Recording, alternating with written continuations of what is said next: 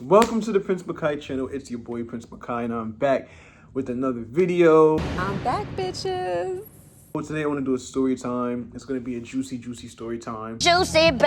Okay. It was juicy. About how when I was in college, I had to jet with my friend to leave. We just completely left this dude that I went to go meet up with. I had to book it on that guy. I also want to talk about another time when my friend ended up hooking up with a boy that I used to talk to. The same boy that he was telling me not to talk to. That's how grimy people are. The moral of the story, before I even tell the story, is never trust your friends with your man or woman, and never trust your woman with or your man with your friends, because they will hook up, or at least try to hook up with each other behind your back, especially in the gay community. I mean, that's nasty. I know. Quit coming for me! I know, but no one's Leave me coming for you. alone! Listen, I give you what you give me. I'm either a gift or a curse. You pick which one you want from me. When I first moved to the DMV, it was 2019, and it was fresh face. It was like, not like a whole new world, because to give you guys a background, my dad lived there for years. And so my brothers and I will always go to DC for the summertime or holidays.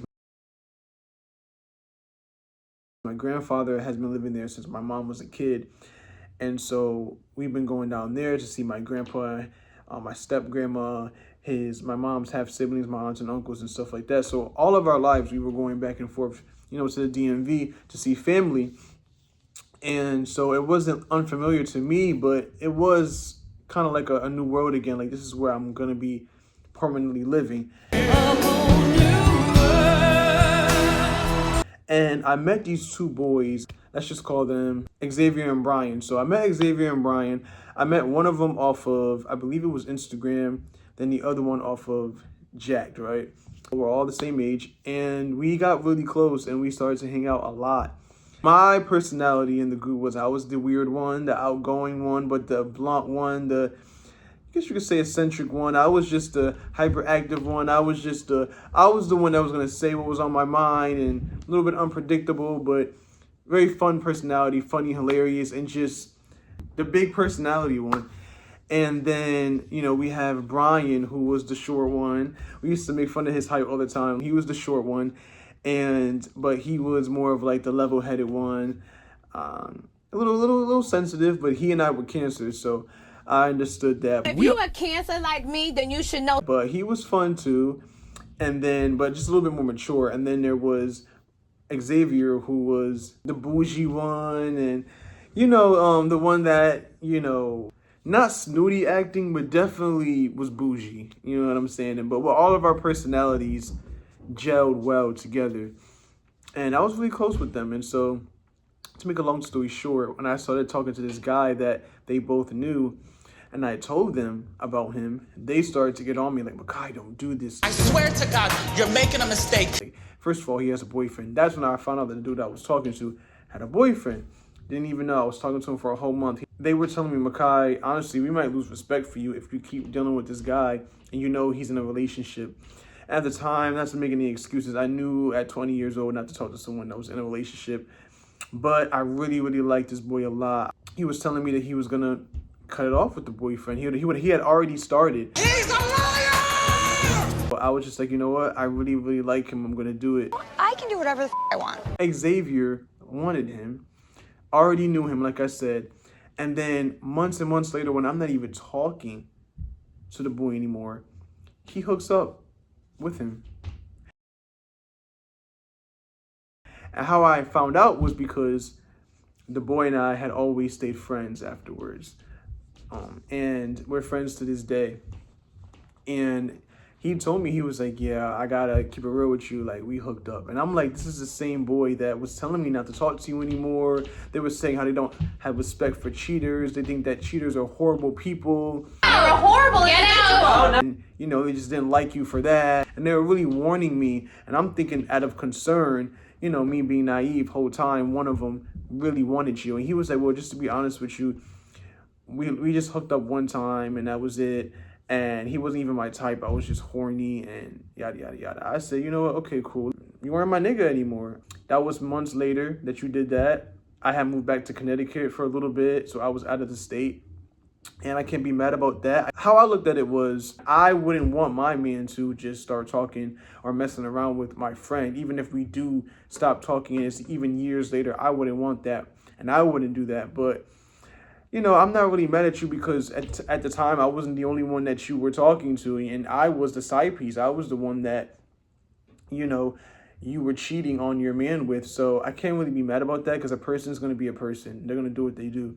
But for my friend, you know, and at that time that I found out, him and I, you know, Xavier and I weren't even talking anymore. I felt more away towards Xavier is because, wow, you actually was warning me about this boy. And I was too naive, you know what I'm saying? And to think that you would want him too, and you go and you do that. You're supposed to be my friend. What kind of bullshit is that? The whole time you were plotting. But anyways, that's what happens in the gay community and all communities too. But that's what happens, you know, in the community that I know. Everybody, especially in the DMV, everybody has sex with everybody here. Everyone's dated everyone. It's just really nasty. I mean, that's nasty. So that's why I'm very picky now. And I just don't like being connected to people. And from now on, I made it a vow that I would not even introduce my partners to any of my gay friends because stuff like this, you know what I'm saying? Like I said before, I don't have a problem with Xavier. Like I said, I don't know where he's at in life. I don't know what he could be. No offense, but he could die and I wouldn't know. Will I ever be friends with him again? Fuck no. Just off the simple fact that you broke the bro code and I can't trust you. And then I just kind of feel like he's that kind of person that will do it again to me. Because you are that type of girl. So I just don't trust him at all. What else could you do? So when I was in Alabama, I went to Alabama State University. I blossomed more than ever. I had a lot of friends there. I wasn't really popular, but for one, a lot of people knew me because I was, you know, my father who works at the school. I was his son. And so when I came there, you know, I was feeling like Paris Hill and I was like,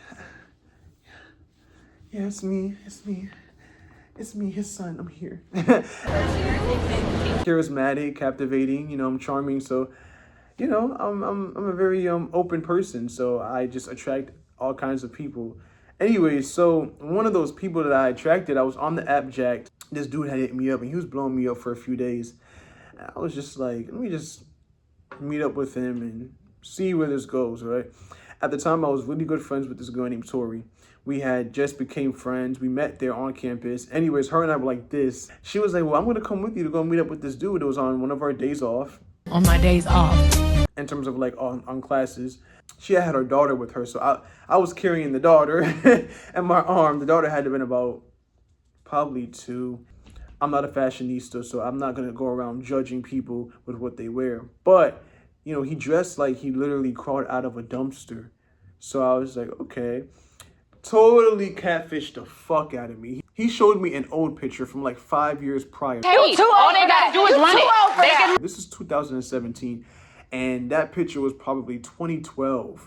I would say, all right, that's strike one. That's strike one. But I'm like, you know what, whatever. So when we sit down and we're in the library and we're trying to talk low because, you know, people are studying and stuff like that. And I'm like, so tell me about yourself. And he just kept doing this, you know, really anxious. He was like, well, I gotta go to the bathroom. I can't do it no more. I gotta go. And we were like, okay. He was like, yeah, I gotta go. I love you, but I gotta go. And when he said that, Tori and I looked at each other like, what the fuck? We were like, yeah, this nigga is on some weird shit. Like the 5 minutes we were trying to get to know him and ask him questions, something's not right about him. And we got to book it. So as soon as he went, me and Tori grabbed the baby and we booked it out of there. And she was like, Makai, these niggas are weird. I was like, Tori, bro. And then on top of that, he went to the school there. So it's like, now I got to worry about if I see him again, it's going to be awkward. But that really threw me off. Like, for one, you could have showed me what you look like, a new picture, you know what I'm saying? But you showed me a picture from about 5 years prior. And then you're fidgety, you're acting weird. And then when you just busted out saying you love me, I'm the kind of person where if I see crazy or a little bit of weirdness in a bad way, I cross the street. things can get really serious. Not saying he'll try to kill me, but you never know. When you see signs in someone that they're not right, you gotta book it. That's just survival. I'm a survivor. And I've watched too many ID channel shows with my mom as a kid. I was traumatized. To sit there and ignore those kind of signs. But anyways, this is the Prince Makai channel. Thanks for watching. Peace.